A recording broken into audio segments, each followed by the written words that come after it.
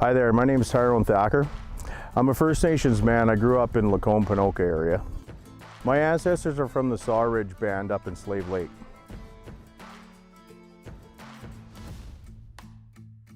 I'm working in the agriculture industry, providing on-farm services to various types of farmers around central Alberta. This has given me the opportunity to be exposed to new and innovative farming techniques that I would like to bring to you.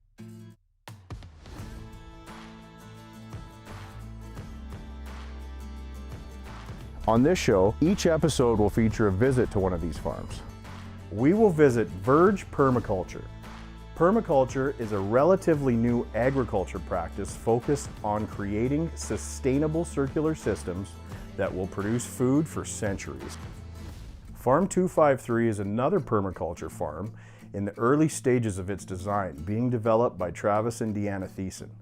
They are focused on growing and raising their own food without synthetic fertilizers and chemicals, using traditional holistic methods.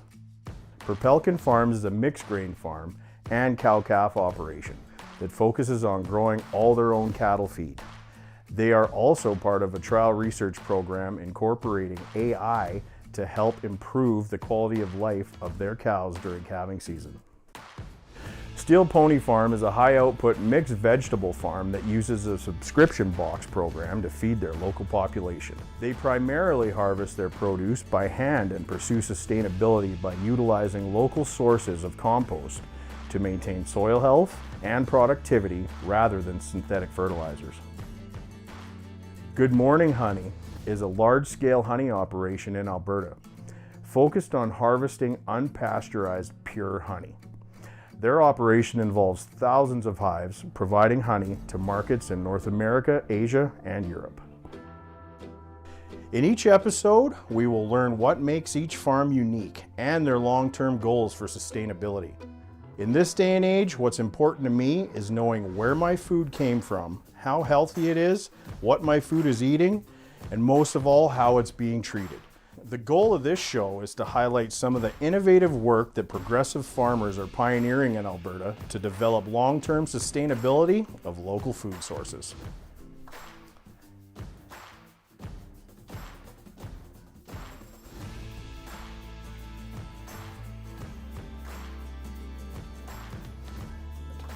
This episode, we're at Farm 253.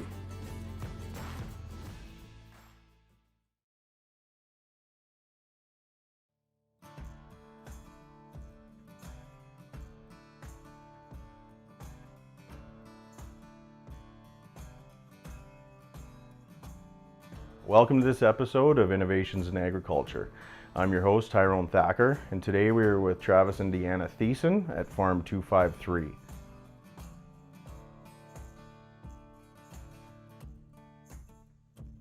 .253 is a permaculture farm southwest of Red Deer. Permaculture is a relatively new agriculture practice focused on creating sustainable circular systems that will produce food for centuries.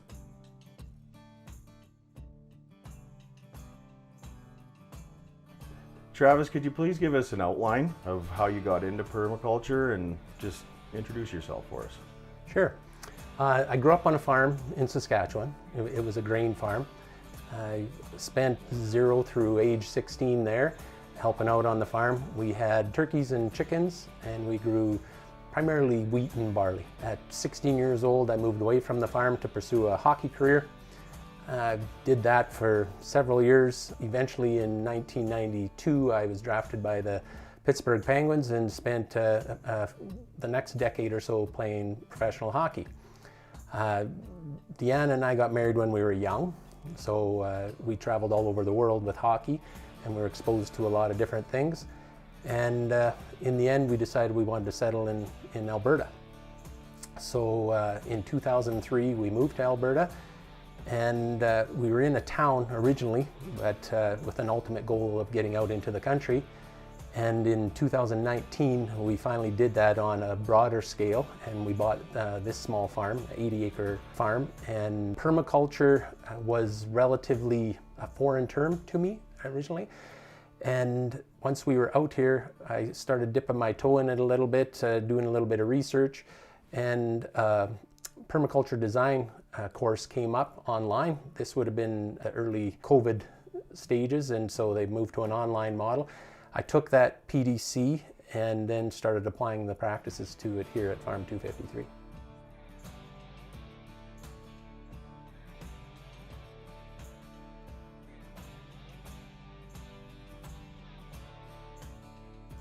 So Travis, you mentioned you stumbled across permaculture. What about it got you interested into starting Farm 253? Well, I've always had a fascination with trees. And I joke, but maybe it's not a joke, the part of Saskatchewan I grew up in didn't have a lot of trees. So when we bought this farm, we immediately realized that it was short of trees, being on the prairies. So I started planting. And it was your typical stuff that you would see in shelter belts, that sort of thing. Poplar, carragana, white spruce. And I've planted thousands of trees, but as I'm planting, it kind of dawned on me, why wouldn't I put something that actually, or plant something that actually produces food? And so I started planting Saskatoons and raspberries, and then Hascat berries and sea buckthorn. And then it just grabs you, and next thing you know, you're getting carried away. Again, at that point, I didn't really know permaculture, and doing research online about how to plant what kind of tree where, I stumbled across a company in central Alberta called Verge Permaculture. And that's the company I did my PDC through, and they really connected the dots for me and helped me see the big picture. I mean, like I said, I already love trees, I love planting them, growing them, but it just put the pieces of the puzzle together.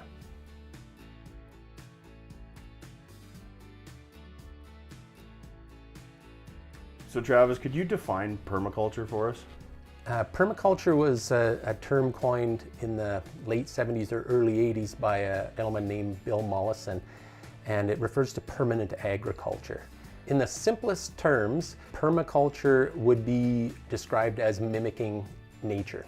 If you go out to a provincial park that has basically been untouched by man, and you see the relationships between trees, shrubs, grasslands, and the animals that reside in that space, that is essentially permaculture.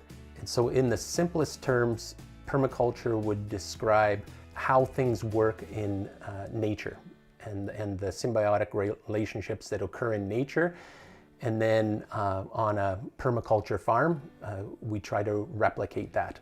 When you're stumped with something, just go out to the woods and observe how things are working in nature between animal, insect, plant life, and try and apply that on your farm.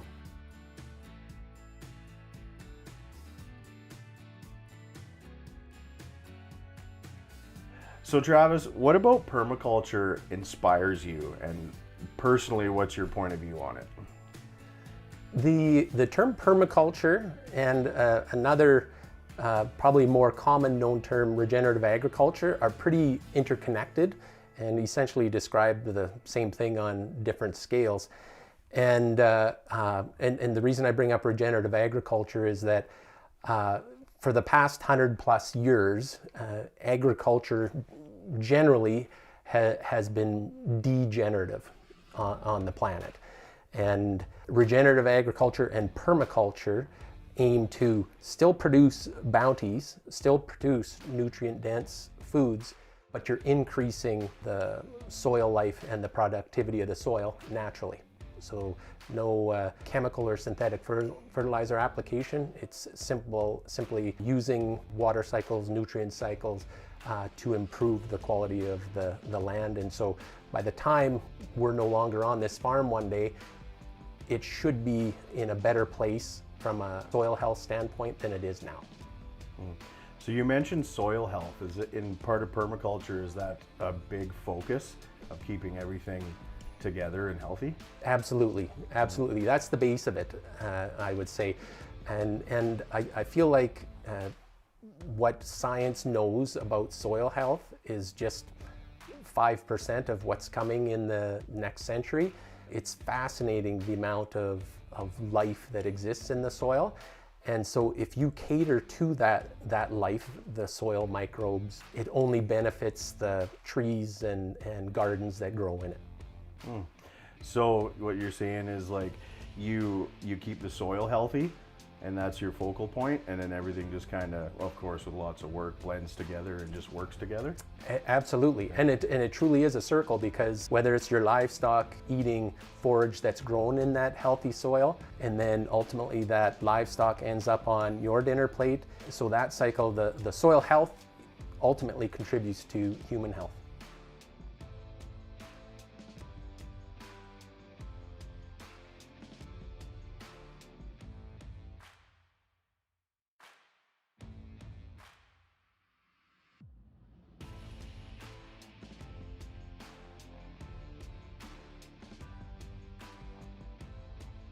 So what are some of the core principles of permaculture? Observe and interact is one that jumps to mind right out of the chute. Speaks to how what they recommend is that you would observe your land, your project for up to a year to notice things like little microclimates that are protected from the winds and get abundant sun, maybe a little moisture from an eaves trough falling, moisture falling from an eaves trough on your house. Interact is the part where you're actually getting your hands dirty and doing the work. I struggled with the just observe part. I tended to be out there planting trees while I'm observing what's happening. And this farm is interesting because there's quite heavy elk and deer pressure. It can be windy here, and we're no strangers to drought. So how do you deal with those things? So another one would be speak to producing energy and renewable energy in that, and storing and producing energy. And so the first thing that comes to mind was, well, we have a photovoltaic array that produces about 120% of our electrical needs on the farm. One thing that probably doesn't jump out at you right away is harvesting the energy from what you're growing on the land and storing that energy. So first thing that would come to mind would be my wife picking the hascat berries that we produce when they're ripe, and then whether they're canned or fermented or preserved in whatever matter, and we're eating and using that energy all winter long to get us through the winter. Another principle would speak to diversity. And if you look around, big agriculture has mostly mastered monocrop. When I refer to monocrop production, I'm referring to an 80-acre field of exclusively barley. Well, that is unnatural. Nowhere in nature does a monoculture exist. And so in aligning with nature, permaculture would like to see diversity in species and what we refer to as polycultures. So we'll plant, an example would be apple trees, and around the apple trees we would have comfrey growing. Sometimes we'll put strawberries and asparagus around them, and those different species can work to support each other. For example, the comfrey is a nitrogen fixing species, so it's feeding the apple tree so we can produce abundant apples, that sort of thing. And the last couple I would mention are working with nature rather than against it. We see every day how powerful of a force nature is, and to do something contrary to what natural takes huge resources, and so it just makes sense that you would work with nature rather than against her. The last one is design style. When you're designing a permaculture style, to design from patterns that you see in nature. And that could be an observation of how willow trees grow next to a river because there's plenty of moisture. It could be something to the effect of spruce trees in a river valley on a north-facing bank tend to grow better because that's well hydrated, versus the south-facing bank can be subject to drought and a real lack of moisture. So again, the mimicking nature is a huge key to permaculture. My name's Travis Thiessen, and we're here at Farm 253 in the foothills of Alberta. I'm going to walk you through and show you a little bit about what we're doing here. We're a regenerative ag / permaculture farm, and we've got a lot of different moving parts here. So we're going to start in the food forest. I'll walk you through some of the things that are happening here. On the north side of the food forest, we've planted a whole bunch, about 200 Korean pine trees, which will eventually produce an edible nut. Amongst the food forest here, it's mostly fruit-bearing species, and we have about 12 to 1,500 of those, and they range from a whole variety of things, which I'll show you a little closer in a bit. We also have a geothermal greenhouse that is a work in progress. It's about to experience its first winter here coming up in 2024. Come with me and we'll have a look around.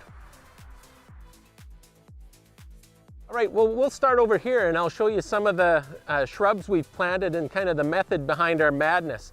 So this is an apple tree. Now, keep in mind that most of, well, our full farm got hit by a huge hailstorm a couple of weeks ago. So a lot of this stuff, like the leaves on this apple tree, have been beat up pretty good. But this is year 3 for a lot of these plants, and it's been a real turning point for them until the hailstorm. So what we do with some of our perennial plantings, such as this apple tree, is we plant a species like this underneath it, and this is called comfrey.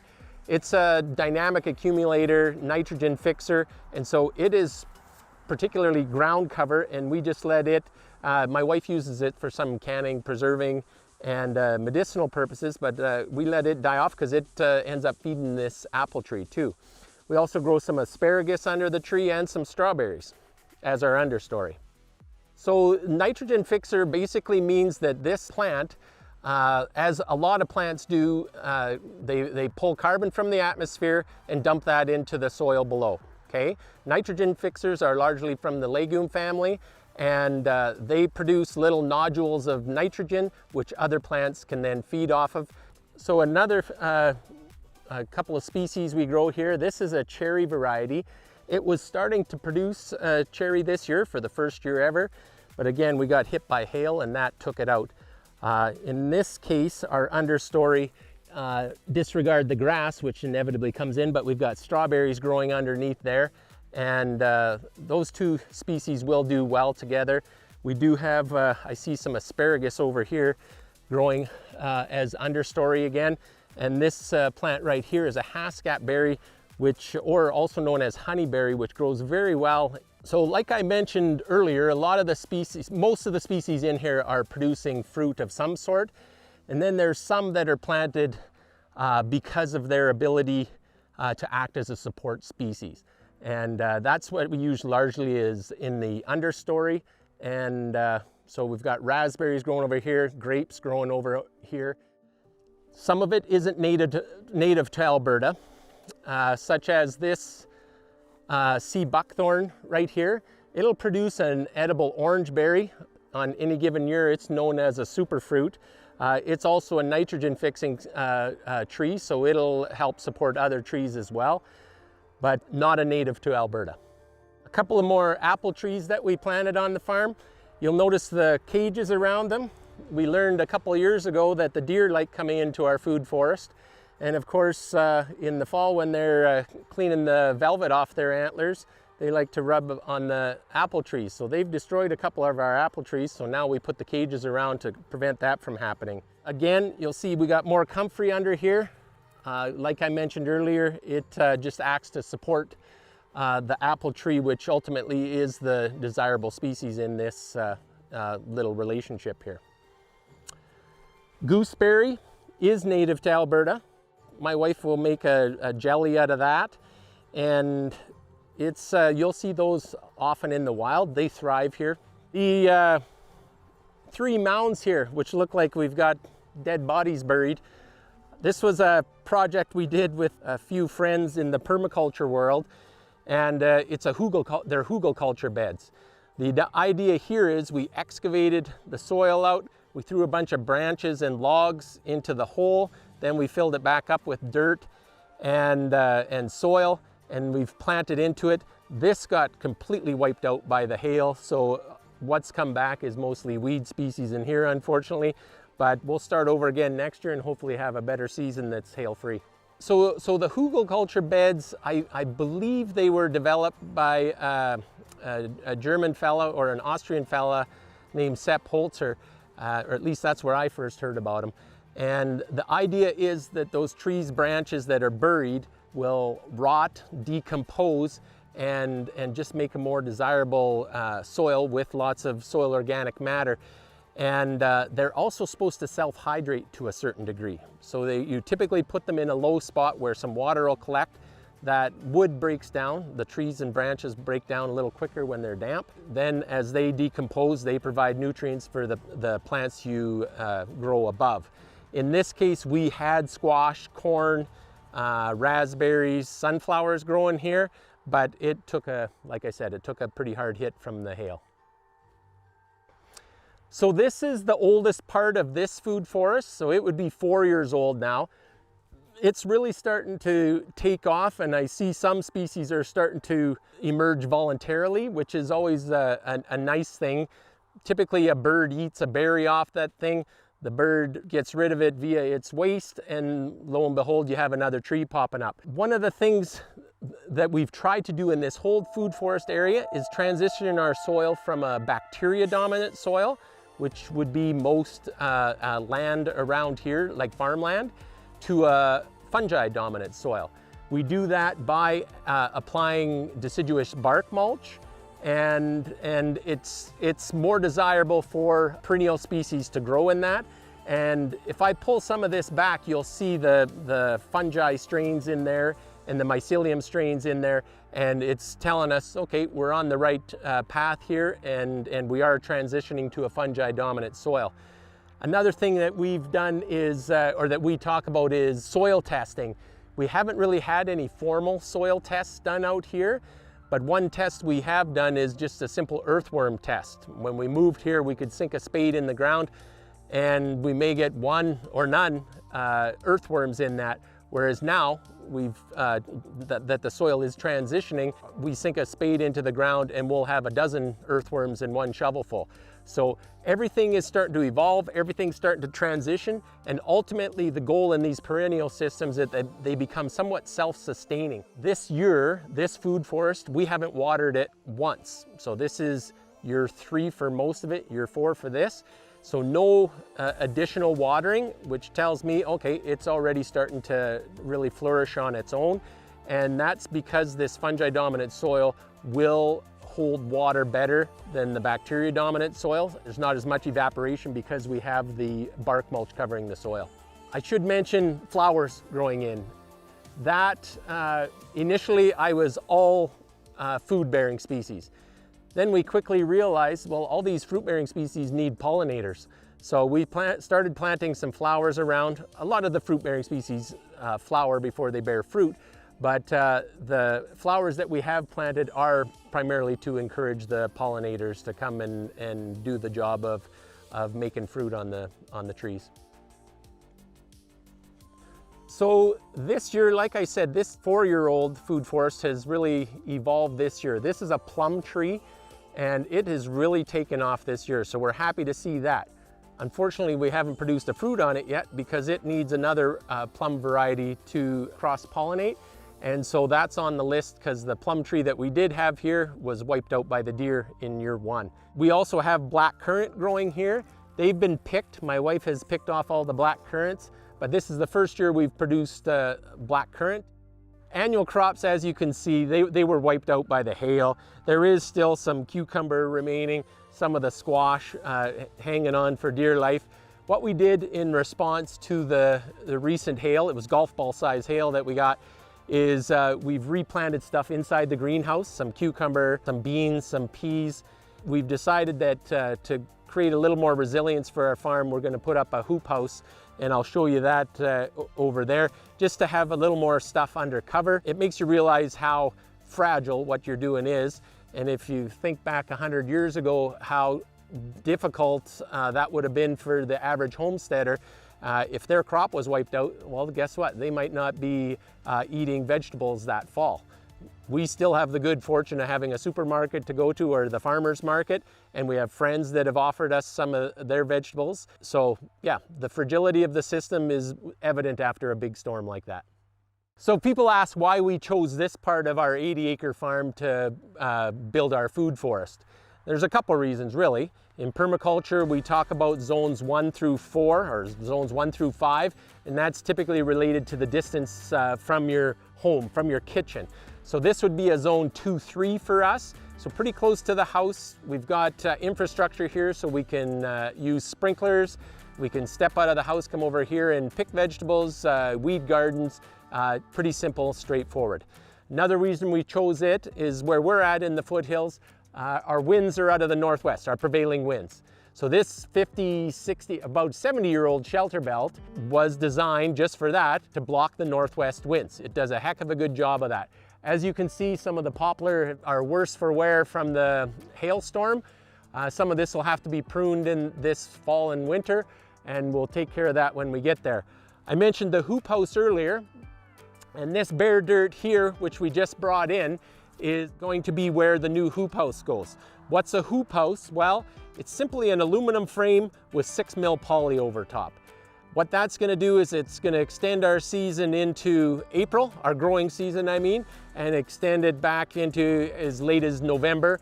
Plus, it gives us that protection this time of year that if we get pounded by hail again, the poly will take the brunt of it and our vegetables inside should be safe and sound. So extending our growing season. Currently, our growing season, our frost-free season is 60 days. This year we had frost in late June, and I anticipate we'll have frost again sometime here before September rolls around. Okay, again, another annual garden that was devastated by hail. What we do is a raised bed kind of strategy.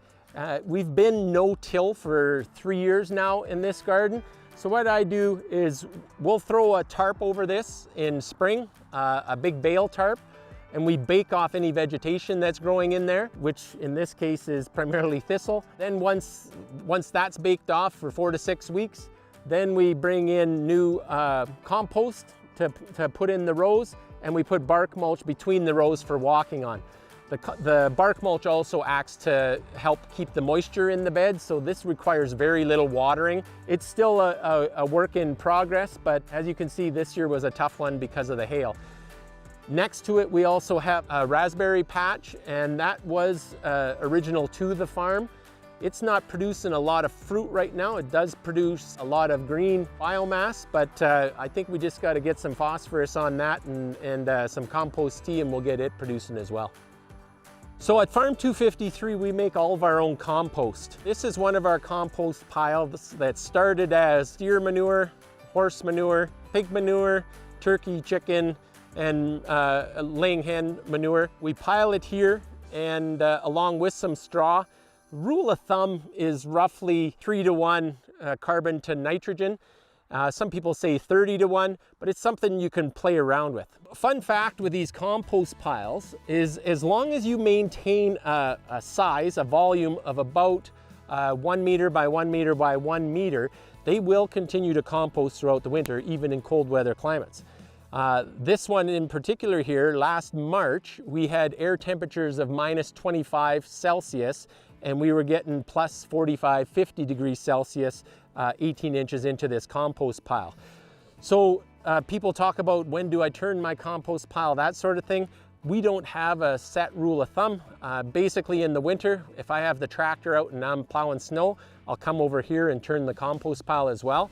And it's just a big plume of steam that comes off this thing as it releases the heat. But it's interesting to see those little microorganisms working hard in there and creating that heat. So that wraps up our tour of the food forest. As I mentioned, we have our limitations out here with a short growing season. So we're gonna work our way into the greenhouse next, but when designing a food forest, a couple things you want to consider is one of permaculture principle talks about mimicking nature.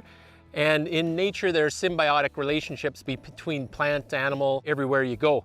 In the case of our food forest, our understory is largely plants that support the fruit-bearing species above. And so that should be a key factor in how you're designing that. That's about it for here. Let's take it into the greenhouse.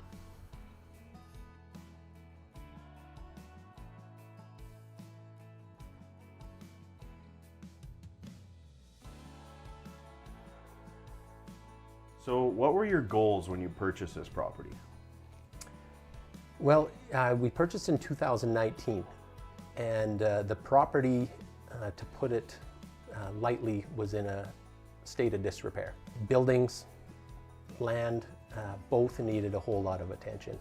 And so we gave ourselves 7 years with a goal, which has now kind of become our mission, to regenerate land, buildings, and traditional homesteading skills. We started working on land and introducing more different tree species. It wasn't until year 2 we started introducing animals.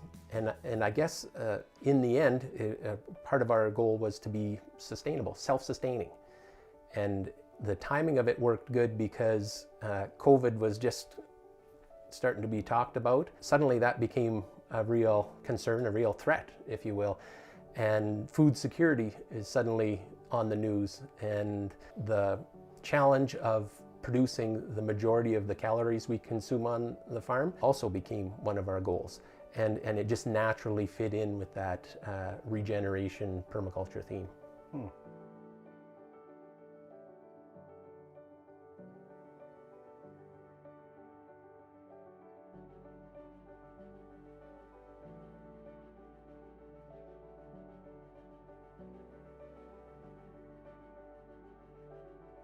So now that you're 5 years in with Farm 253, how have your goals changed from when you first purchased it?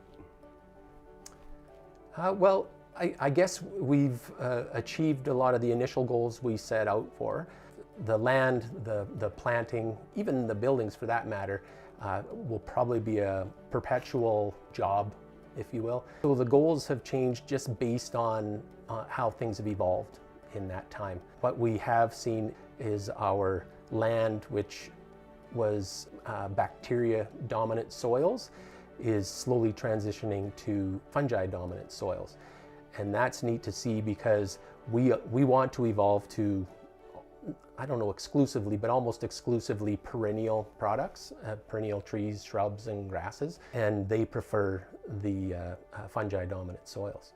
So as those things evolve and grow, and even in the short time we've been here, things actually get a little bit easier, which is a blessing because it's tricky keeping up with the 15,000 trees we've planted. So at some point they become somewhat self-sustaining as the soil conditions improve and they can weather the highs and lows of limited precipitation that we can often see here. We are already meeting our goals of producing on farm the majority of the calories we consume. And I think that can just keep improving as the geothermal greenhouse comes online and develops. So we just hope to keep growing with that.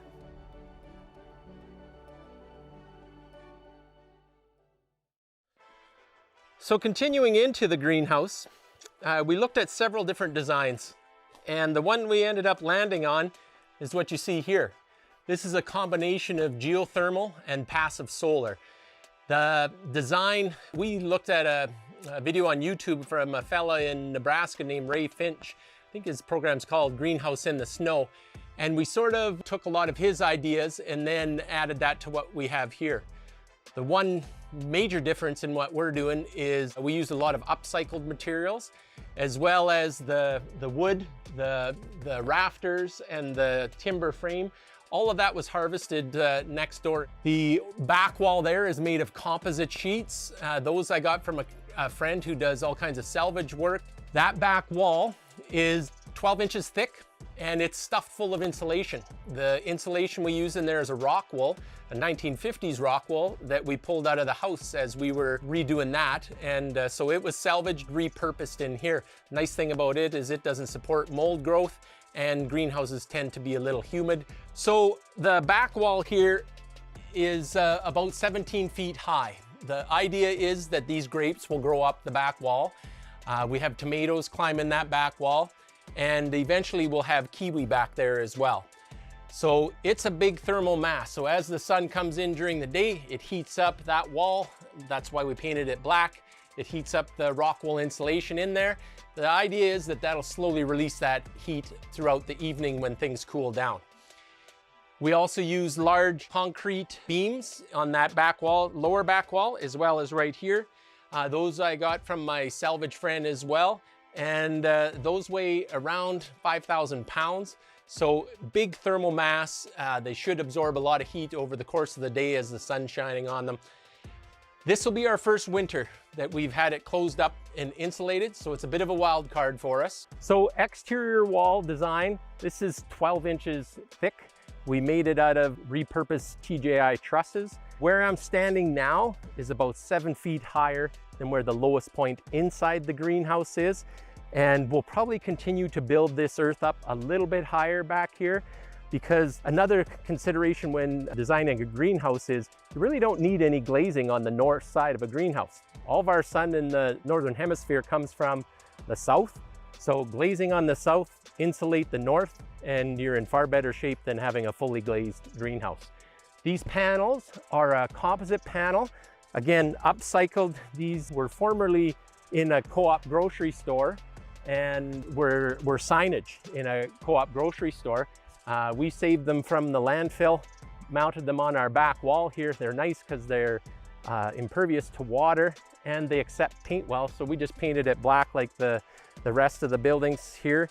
And this did get hammered by hail a little bit, so it's a little bit pitted from that, but nothing a fresh coat of paint can't clean up. Inside, I pointed out the large concrete blocks. They're each about 20 feet long. And again, another upcycled product that was once in a high-rise in downtown Calgary. And rather than going to the landfill, we brought them here. And so they form the foundation of this. And on the inside, they're visible. They're painted black. So again, they heat up. They each weigh around 5,000 pounds. And not only did they provide some structural support for this, but they also absorb a lot of heat, which can then later be given off in evenings when things cool off and the sun goes down. In the event that it's starting to get too cool in here, we are installing a wood stove, and that should take the chill off. We've planted several tropicals in here. We've got a couple of banana plants back there. We've got avocado, lemon trees, fig trees. We've got aloe vera growing, ginger growing. All of that stuff is going to require temperatures that don't go any lower than about 10 C. So that is going to be a trick for us in maintaining those warm temperatures. The geothermal aspect of it is related to that fan on the back wall there. And so that's a simple furnace fan attached to a thermostat. It's designed to grab the warm, moist air in the summer, or in the winter rather, dump it down some ducting into 100 feet of weeping tile that is buried 8 to 10 feet deep outside in the gardens. That weeping tile then comes back in over here. And what we should have is air coming out of those that is around 8 to 10 degrees Celsius, which is the temperature of the soil virtually year-round at a depth of 10 feet. So that's the geothermal side of this. It's air-to-earth geothermal. Okay, a little more detail on our passive solar / geothermal greenhouse. Generally speaking, the earth at 10 feet deep at our latitude is 8 to 10 degrees Celsius. So our geothermal system is designed to take advantage of that by this time of year. We dump warm, moist air into 4 tubes that extend out into the gardens 100 feet and then come back into the other side of the greenhouse. So warm, moist air getting dumped into those geothermal tubes this time of year. Then as the season goes on, fall, winter roll around, now we're trying to extract some of the warmth out of that same earth battery, for lack of a better word. So we should be able to get consistently 8 to 10 degrees C out of the earth, and that'll help us control our climate inside the greenhouse, and that's what the design is based on. So the construction of this involved digging the greenhouse itself down. It's about 6 to 8 feet below grade.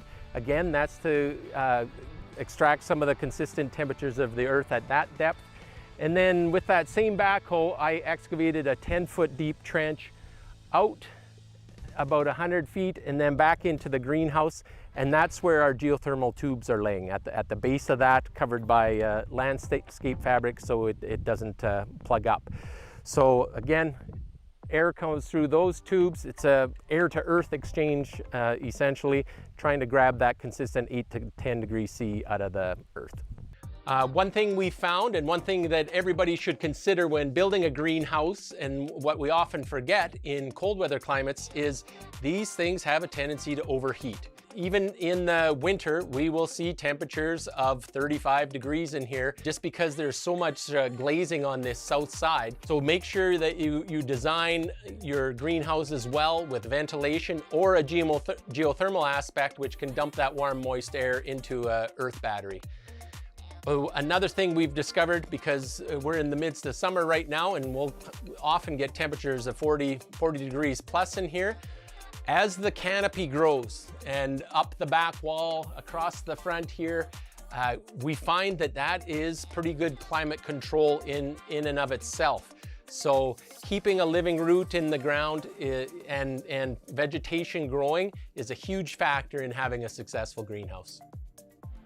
Okay, this is simply strawberries, and this sunflower that came in was a volunteer, just a seed that must have been in the compost that I put here.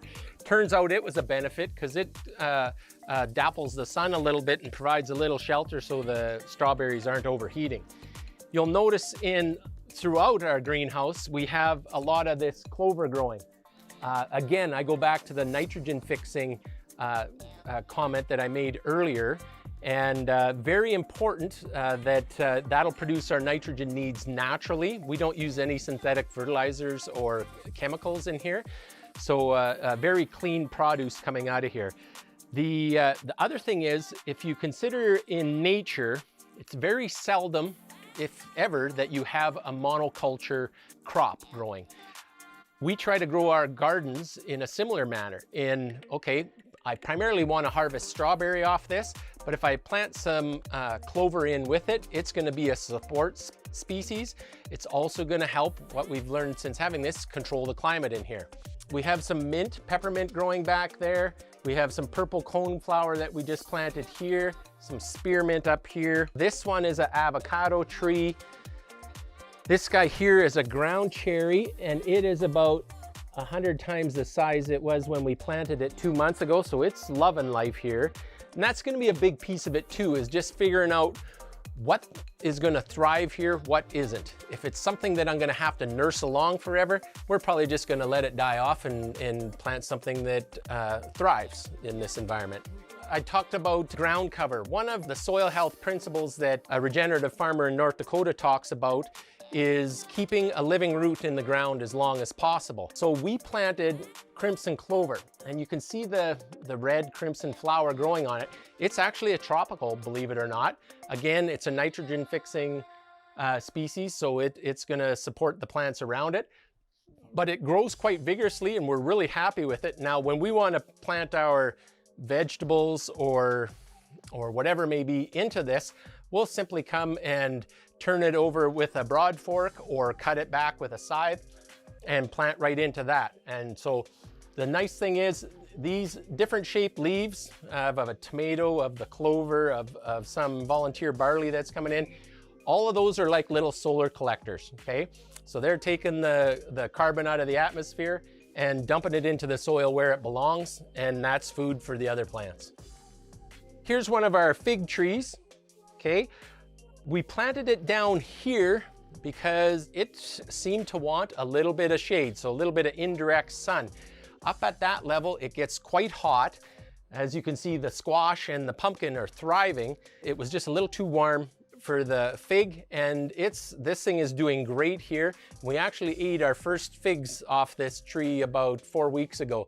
So pretty cool that we're producing a tropical fruit here in southern Alberta. Banana tree here. This started out, probably about 3-4 inches high, and this was planted in June. So it appears to me that this banana tree is loving life. I'm told that I could be producing bananas around year 5. Again, it seems to be liking this little microclimate that it's in, and seems to be thriving here. I mentioned the grapes, and on this back wall here is a grape, and I can't remember what variety this is.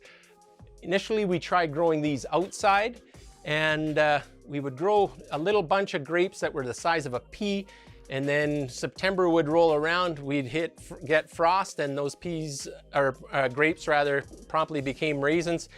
So we decided, let's move those indoors and see if we can't cover this whole back wall and actually harvest some and produce some grapes. Ginger, it's a root crop, and we haven't harvested any of that yet. It was an experiment. We started that from just a ginger root that we bought at an organic store, and it seems to be loving life here. And so we're looking forward to producing some of our own ginger, and Deanna makes ginger beer. So this will be perfect because it's organic, chemical and synthetic fertilizer free ginger. This is, I can show you a fig if it wasn't picked. Oh, there's a fig right there. Okay, and so once this guy starts turning a browny black color, it's ready. We simply pluck it off and eat them. So this is the second crop we've got from that this year. So pretty excited about that. More tomatoes growing on this back wall. Observation, observe and interact is one of the permaculture principles. That's something we do here regularly, whether we mean to or not. And the interesting thing is, as you observe this tomato just growing like crazy here, right underneath here, I planted a banana tree in May. And it's really getting very little sun, but it's thriving here. So I don't know that in the actual southern hemisphere if banana grows as an understory tree, but it certainly is liking this spot. So we're just gonna keep growing it like that. As you can see, squash, pumpkin, it would take over this whole greenhouse if we let it. Up top here, we have some green peppers growing, and we actually just had some for supper tonight, and I think Deanna's picked them all off. We also have some watermelon growing, and I'll try and bring this one around without breaking it. But anyway, there's a good old watermelon growing, and so we're excited for those watermelons to really get big so we can enjoy them. Another thing I should mention is water in a greenhouse. I don't have my irrigation system set up yet, but it's in the works. We've got a plan for a drip system for the back wall and sprayers on the front, but all of our water is coming via these 1100 liter totes. And the reason we like these so much is, generally speaking, well water has a lot of mineral in it. Plants don't always like that mineral. So this water comes from our ponds, and our ponds are primarily from winter runoff, snow melt, and rain. So that's about the best moisture you can get next to rain. And so I strongly recommend that you consider options to either harvest rain or somehow use pond water, because the plants appreciate it. Even in a municipal water, oftentimes there's chlorine and such added to the water. So if you can avoid that piece, I think there's a big benefit to it in the food and stuff that you produce. Because there's 2,200 liters here, this lasts in the major growing season. These have lasted about 8 weeks. So it's a pretty efficient use of water. There's not a lot of transport, and we could always add more if we find that we need more. A lot of people use these big totes with black covers in greenhouses for their back wall. The idea being that the sun will warm that up during the day, and that'll slowly release its heat during the evening. So thanks for joining us on the tour of the greenhouse. If you have any questions, feel free to reach out to us on our website, farm253.com. We're going to head over to the solar panels now. So continuing on to our solar PV array, this is a 14.2 kilowatt array. They're bifacial panels, 450 watt bifacial panels on it. This is currently supplying 120% of our electrical needs at Farm 253. So am I a believer in solar PV? Yeah, it works. It's pretty resilient to hail. If you look closely, as I mentioned earlier, we had a pretty serious hailstorm here a couple weeks ago. Golf ball size hail that wiped out roofs, wiped out gardens, dented vehicles. These panels stood the test of time. So I would say they're a pretty resilient product in the face of storms. And yeah, I'm a solar PV believer. Do I see a day where we could go off-grid electrical? Yeah, Would I go off-grid with heating, like natural gas? I don't think we're quite there yet. Natural gas is plentiful and cheap in Alberta still. So Travis, how do you manage and improve soil health on your farm? In regenerative agriculture, they speak to 5 soil health principles.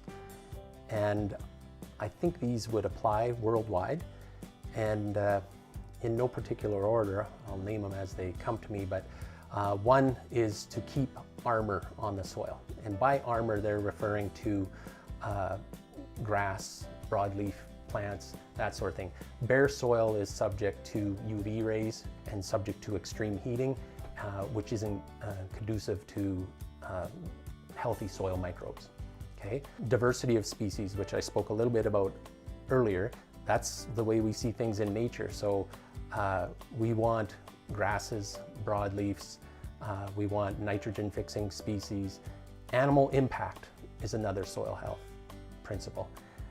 When livestock are introduced to land strategically, and in particular through, there's several terms like mob grazing, amp grazing, where they spend limited amount of time in an area, it does nothing but good for that soil. The animal consumes a portion of the pasture, they drop their waste, and then the soil microbes are eating their waste, so a nutrient cycle in action. Another one is context. What is your context? What is the length of your growing season? Don't try to go too far outside those parameters because you're destined for failure. Another soil health principle would speak to keeping a living root in the ground as long as possible. And that goes back to that nutrient cycle because as that plant grows and photosynthesis and the exchanging of nutrients in the soil and the microbes in it and stuff that I don't completely understand, but it's proven that the longer you have a living root in the ground, the healthier your soil is. And finally, the last soil health principle would speak to limited soil disturbance. There once was a time where they said zero soil disturbance, but I think, you know, when you're planting something, it needs a reasonable seed bed, and so it's been updated to limited soil disturbance. The more that soil is disturbed, the more you upset the soil health, the microbes in that. So if it's just real limited, strategic, it can definitely benefit the earth. Can you give us an outline of how you have designed your farm and why? The theme of the farm would be regeneration. Regeneration is a good topic for us because it speaks to improving on things year after year. In permaculture, they speak to thinking in terms of generations as opposed in terms of 5-year, 10-year, 2 decades, whatever the case may be. So when you put it that way, and you think that some of the trees you've planted and some of the different things you've done on the land will be enjoyed by your great-great-grandchildren, I think that really hits home. Last spring, I planted 180 bur oak trees. Well, if you know anything about bur oak, they're slow growing and they live 400 or 500 years.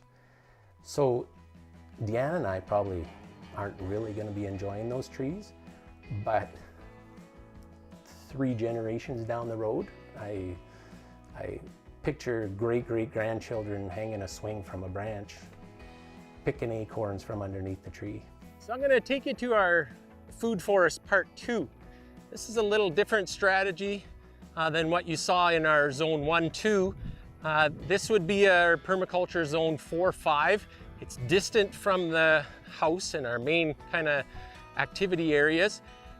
And so that's why it's a zone 4-5. Centropic agroforestry is a method that I was taught the strategies by a central Alberta farmer named Dakota Cohen. Now this is a little bit different in that we've got everything in straight lines. We've got everything planted really close together. And we have some species that are designed strictly as support species. So some of the trees that are in this system will actually be coppiced or cut off as they crowd out the desirable vegetation. So the centropic agroforestry, again, relies on the relationship between different species. So in this case, you can see we've planted a variety of trees in here. Some are early successional trees like the green ash. They're a nitrogen fixer like I've talked about before.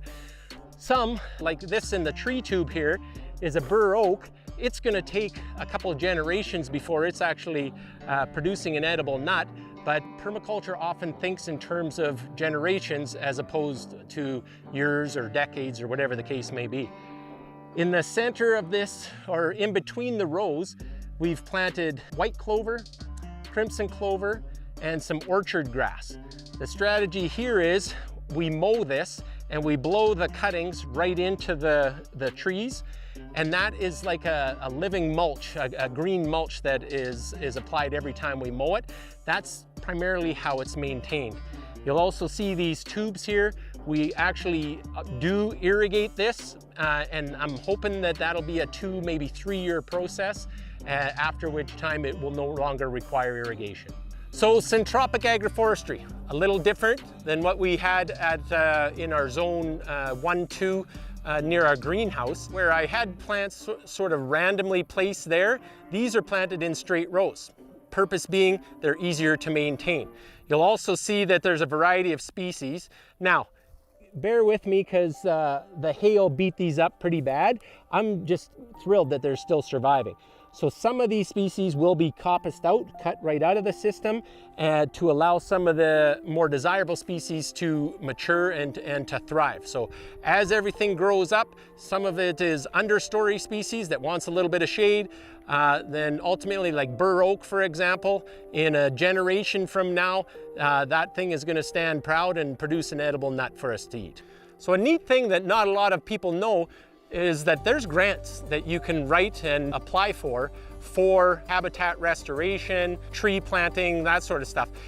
This food forest we did here was largely, most of these trees were provided by an outfit called Agroforestry Woodlot Extension Society. We then applied for another grant, the Greener Acreages grant, through the Land Stewardship Center, and we were successful with that one as well. So I'd really encourage people to look at what options are available, and because there are several grants that can help you get rolling with some of these plantings and start to revegetate your land. An old wives' tale says the best time to plant a tree was 20 years ago, the second best time to plant a tree is today. I've learned in our 5 years at Farm 253 that the best time to plant a tree is after you've prepared the soil and prepared the conditions for that tree to survive and thrive. And so this food forest here, in 10 years from now, will be producing, actually less than that, 7 years from now, we'll be producing abundant fruit. In 50 years from now, we're probably gonna produce a nut.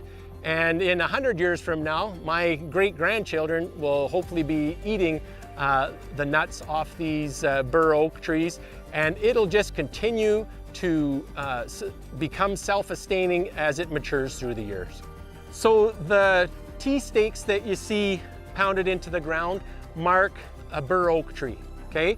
And so between each T stake is the same number of trees every 18 inches, and then it continues in the next segment of tree stakes. Next to the T-post, we always have a bur oak, okay? Then we have a wolf willow species, nitrogen-fixing, low-growing shrub, also pollinator friendly. Then we have a buffalo berry, native to Alberta, and also a nitrogen fixers. This would be a green ash here, and maybe the gophers ate it. This one is an apple variety that we planted, okay? And then we're back to that's a green ash. This is a Saskatoon. And as you can see, these did get hammered by hail as well, so that's taken a toll on them. And then this one, I don't recall.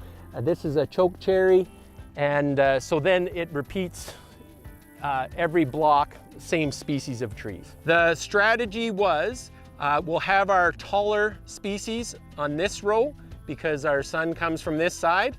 Some of our lower growing species like wolf willow, buffalo berry, we have some apple species will be growing on these front rows, okay? Like I mentioned earlier, the tight spacing of the trees is simply because some of them are an early successional species that'll come up and thrive in just about any climate, and that provides some shelter, shade, and even some nitrogen fixing ability for the other species such as the bur oak. Okay, so I'm just taking you up to an area over here where we have our yearling steers grazing. On our farm, we aren't a cow-calf operation. We buy yearlings every spring. We raise them through the summer on grass and then turn around and direct marketing to an ever-growing list of customers. So this year we have a combination of red and black Angus and some other mix in there. These animals are strictly grass, so these never have grain enter their diet. And so what you end up with is what we feel is a more nutrient-dense product. And when you butcher these, you can see, because the fat has a bit of a yellow tinge to it, and which is a clear indication that the animals haven't had grain.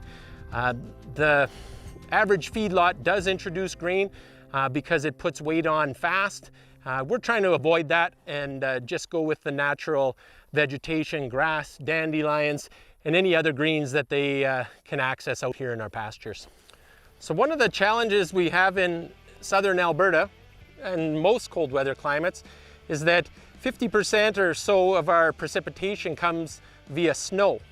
Now the problem with that is that in the spring, when it starts to warm up, the ground is oftentimes still frozen, and that melting snow rushes off your land to the lowest spot and ends up in whatever body of water, river, or whatever it might be, but it never really gets an opportunity to infiltrate into your soil. So one strategy we've used here is to slow, store, and infiltrate water. And we've done that by making a couple of ponds. And 2022 and 2023 were drought years here in the foothills, and it became so obvious how vulnerable we are to conditions like that.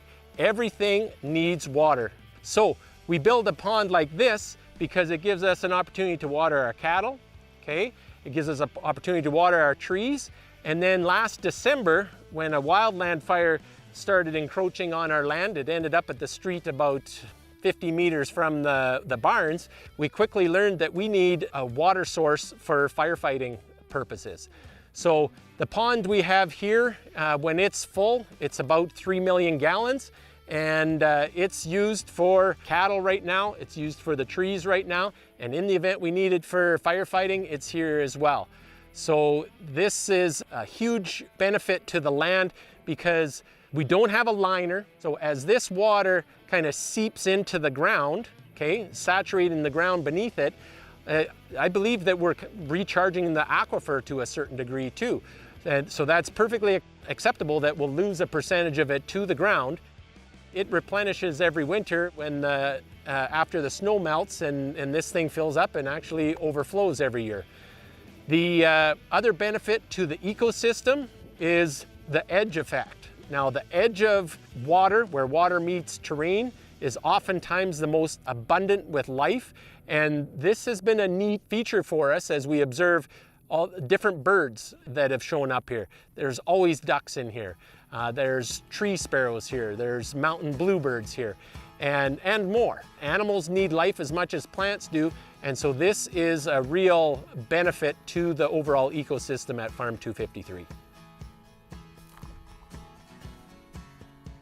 Okay, so this pond was built with a 30-ton excavator, and it was designed so that once it fills up, there's a spillway over there, and any of the runoff coming in here out of the horse pastures over there just continues flowing down in that ravine and on to where it's going. That's once it's filled up. It's currently sitting about 7 feet lower than it normally would, and that's largely due to evaporation soaking into the soil and then the uses we've had for it here on the farm. But it's a huge benefit for the farm, and it's proved its worth, like I mentioned, because of the wildland fire we had last year.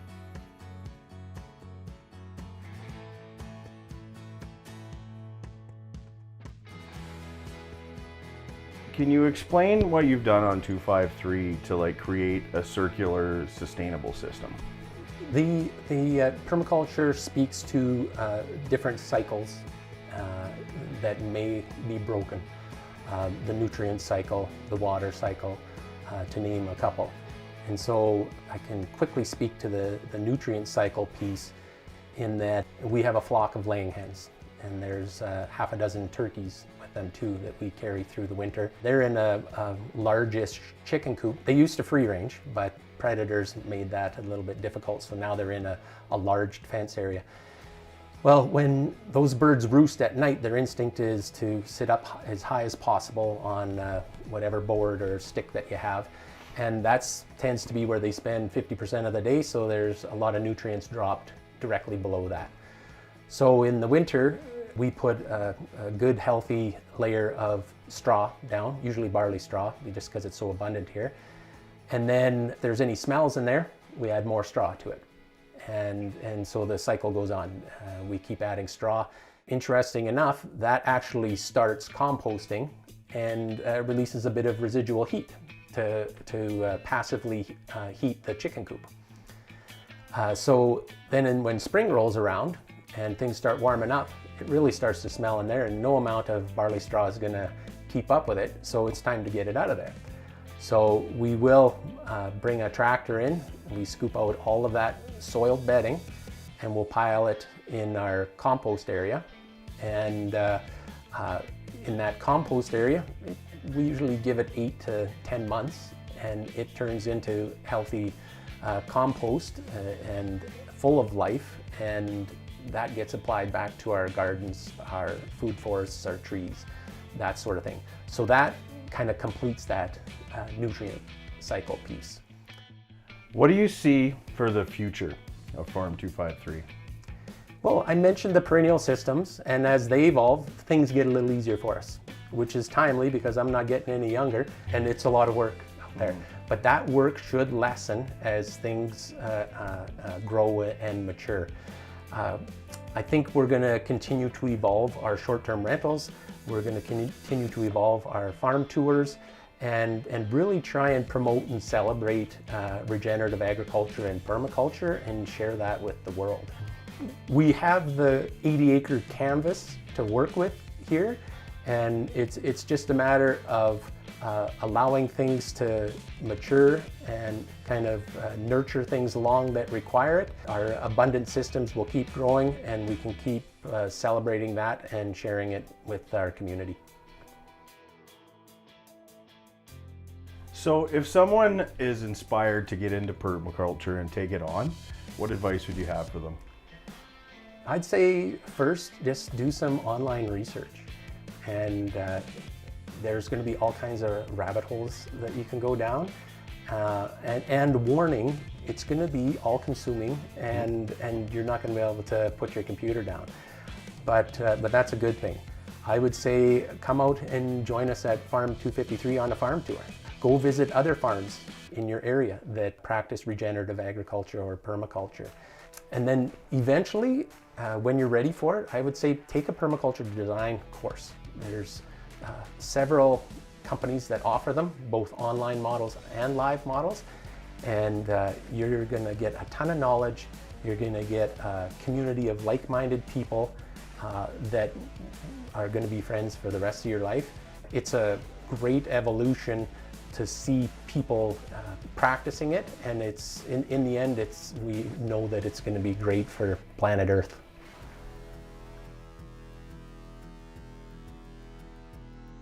So I think it's important to note, as I've toured you around our 80 acres, that permaculture, regenerative agriculture, can be practiced on just about any scale.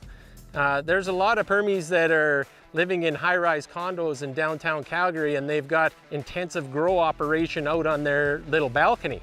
In our case, we're a rather small farm, but we're a small mixed farm, and we try to tie all the systems in together at this scale. There's farmers, like I mentioned earlier, Gabe Brown in North Dakota, who he's doing it on a broad scale, has 5,000 to 7,000 acres. So it's important to note that you don't need a farm to do this. You can do it on, like I said, just about any scale.